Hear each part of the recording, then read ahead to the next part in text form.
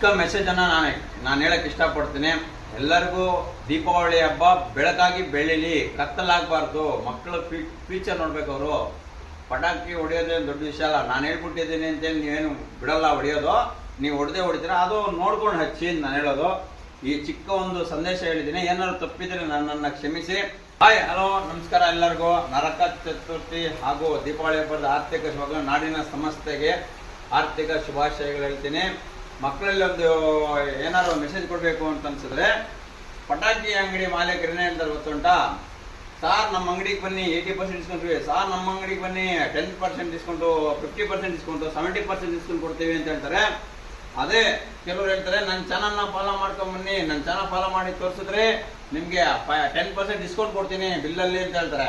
ಅದೇ ನಿಮ್ಗೆ ಏನಾದ್ರು ಹೆಚ್ಚು ಕಡಿಮೆ ಆದಾಗ, ಪಟಾಕಿ ಹೊಡೆದು ಕೈ ಸುಡೋ ಗಾಯ ಏನಾದ್ರು ಆದಾಗ ಬಿಲ್ಲಲ್ಲೇ ನಾನು ಬಿಲ್ ಕೊಡ್ತೀನಿ, 10% ನಾನು ಕೊಡ್ತೀನಿ, ಅದೇ 80% ಬಿಲ್ ನಾನು ಕೊಡ್ತೀನಿ ಅಂತ ಯಾರು ಮಾಲೀಕರು ಹೇಳಲ್ಲ.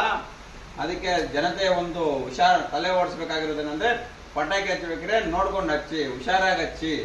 ಅವ್ರಿಗೆ ಬಿಸ್ನೆಸ್ ಆಗಬೇಕು, ನಿಮಗೆ ಫ್ಯೂಚರ್ ನೋಡ್ಬೇಕಾಗುತ್ತೆ ನೀವು. Thank you so much. ಈ ನಾಡಿನ ಜನತೆಗೆ ಜೈ ಹಿಂದ್, ಜೈ ಕರ್ನಾಟಕ ಮಾತೆ, ಒಂದೇ ಮಾತರಂ.